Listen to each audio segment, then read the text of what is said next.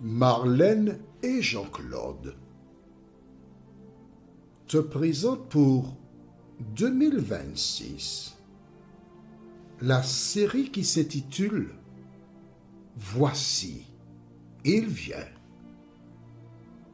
Merci pour ta fidélité et que l'Éternel continue de t'éclairer tandis que tu découvres la vérité. Tandis que tu découvres toute la vérité. C'est un bonheur pour moi de te retrouver. Un bonheur pour moi de partager les vérités célestes. Au risque de me répéter, quelle est la réponse? Point d'interrogation, le chiffre 2 est un lien qui est animé par Marlène.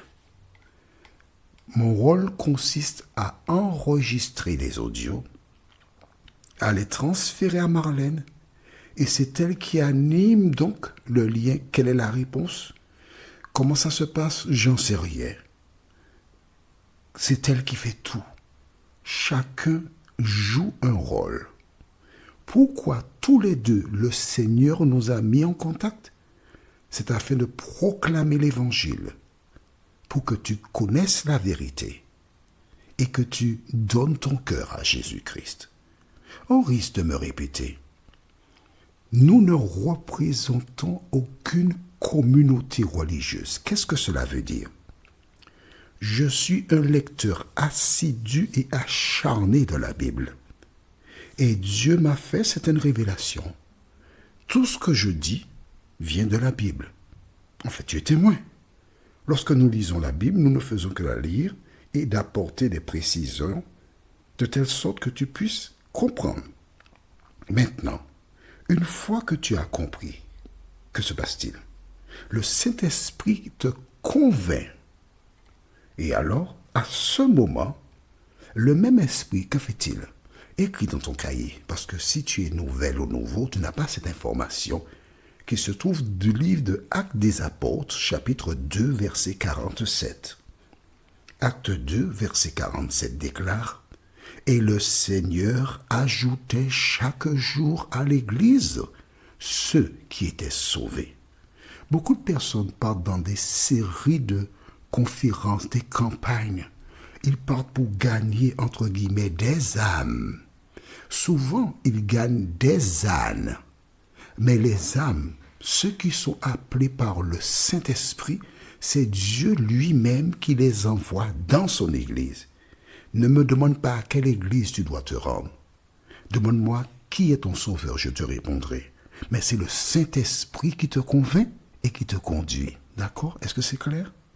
Pourquoi je fais cette précision? Parce que nous allons voir dans un instant comment Dieu agit.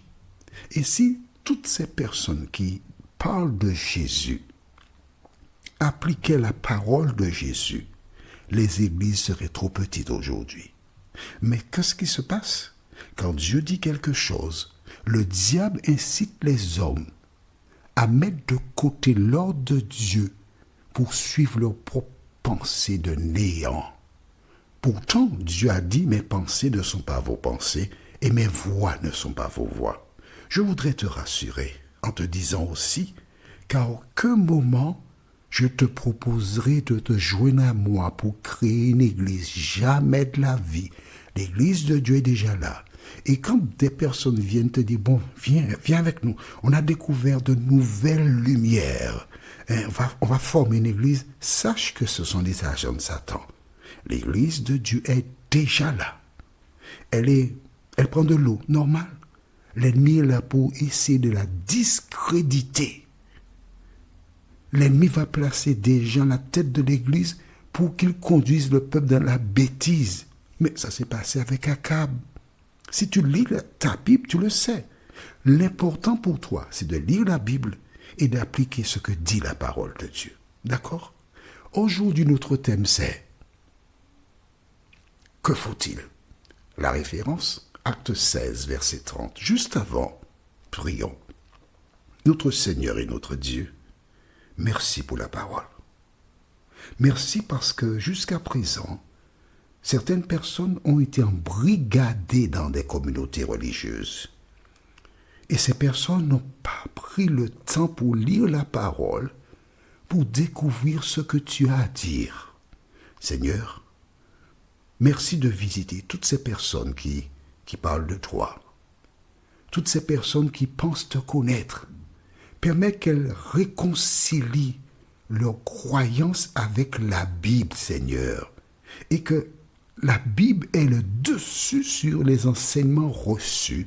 Nous t'avons prié parce que le Saint-Esprit nous conduit au nom de Jésus et pour ta gloire éternelle. Amen. Rappelle-toi, la terre a tremblé. Les fondements de la prison ont bougé. Les portes se sont ouvertes. Les liens sont tombés. Plein. Les gens criaient. D'autres sont restés pétrifiés. Le geôlier a laissé son lit et a couru parce que c'est au milieu de la nuit, d'accord? Et quand il arrive, il voit la porte de la prison ouverte, il s'apprête à se donner la mort. Mais alors il entend une voix. Ne te fais point de mal parce que nous sommes tous ici. Il reconnaît la voix de l'un des deux hommes qu'il a fait jeter en prison quelques heures plus tôt. Il demande de la lumière. Donc, tu suis avec moi. S'il demande de la lumière pour entrer dans la prison, c'est parce qu'il ne voit pas la personne qui s'exprime. On est d'accord?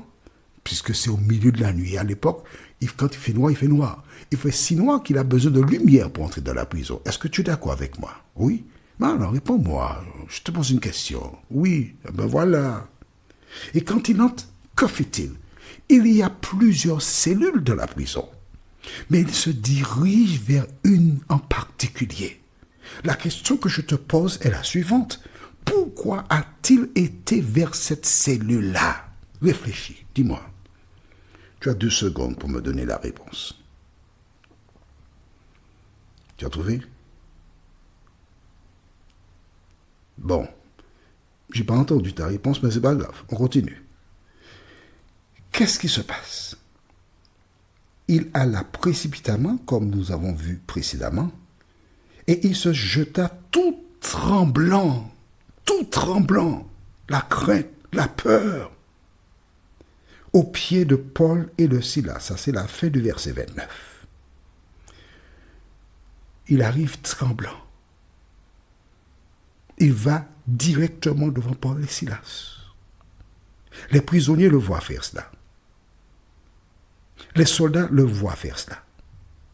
Mais les soldats n'ont pas le droit de bouger parce qu'ils sont des soldats, ils doivent être restés debout. Quant aux prisonniers, n'en parlons même pas. Et que fait-il? Lisons le verset du jour, de manière chronologique, mais lentement.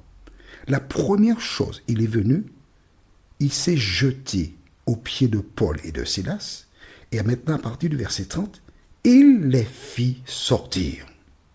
Amen. Il ne pose pas de questions. Il ne dit pas, mais qui êtes-vous?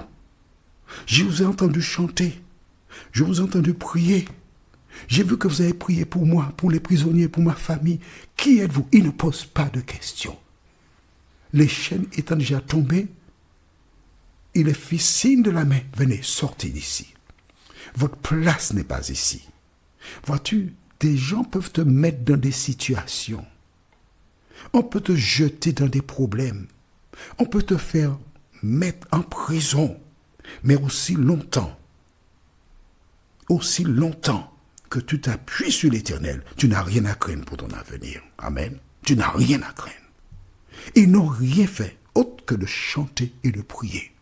La première chose que fait le geôlier, c'est les faire sortir de la prison. Oh, rappelle-toi, on regarde le même chapitre, verset 23. Après qu'on les eut chargés de coups, ils les jetèrent en prison en recommandant au geôlier de les garder sûrement. Le geôlier a reçu un ordre, mais lui, il va outrepasser. Il va rejeter l'ordre et il décide de son propre chef, sans jugement, de faire sortir de prison les 2 hommes. Lorsqu'une parole arrive à toi, d'une puissance ou d'un grand, mais tu es convaincu de quelque chose d'autre. Que dois-tu faire?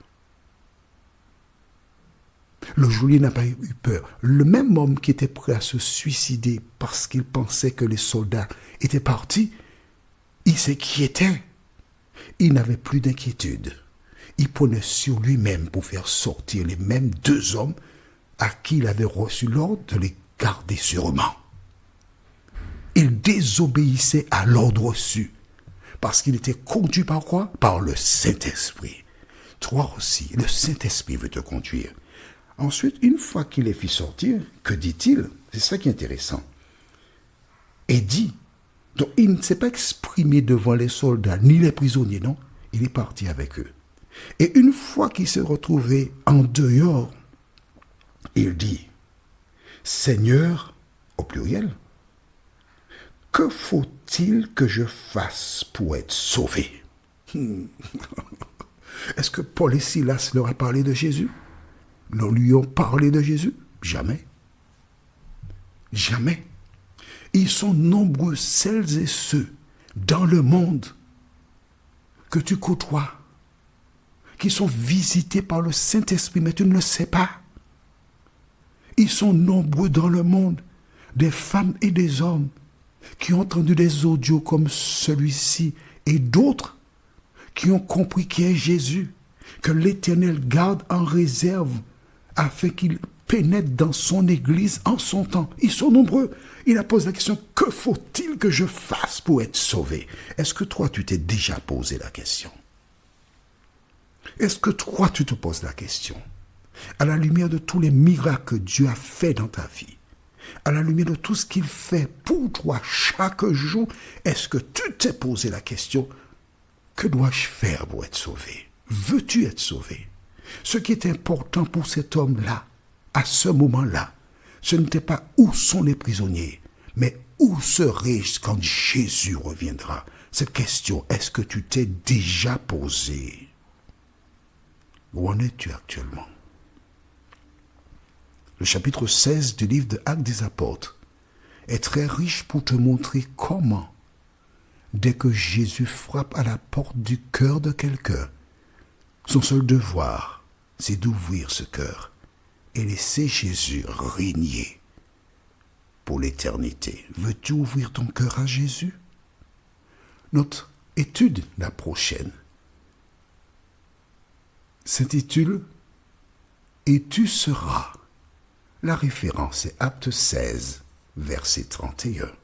Avant de l'aborder, prions notre Seigneur et notre Dieu. Merci pour la parole. Merci pour Jésus. Merci pour la beauté de l'Évangile. Saint-Esprit, alors que tu as visité toutes ces personnes qui étaient dans la prison, daigne nous visiter nous aussi. Nous t'en prions au nom de Jésus et pour ta gloire éternelle. Amen. Que l'Éternel continue de te bénir et il me tarde de continuer cette étude avec toi. Nous sommes parvenus au terme de notre réflexion. Si d'aventure tu as une question, il te suffit d'envoyer un message par le biais de WhatsApp au numéro suivant, plus 596 696 88 93 93. Et alors Jean-Claude, moi, je me ferai un réel plaisir de répondre à ta question.